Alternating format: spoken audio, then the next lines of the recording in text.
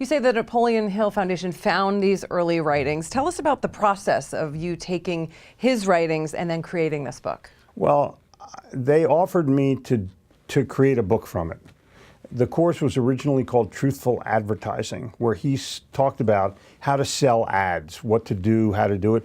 But after each lesson, he wrote an after the lesson visit with Mr. Hill. And that was the beginnings of his, hey, you have to have a positive attitude in order to achieve anything in sales. You have to believe in yourself, you have to have self-confidence, you have to have enthusiasm, and all the structure for Think and Grow Rich was started in 1917, 20 years before he actually created this magnum opus, and so that was what was given to me.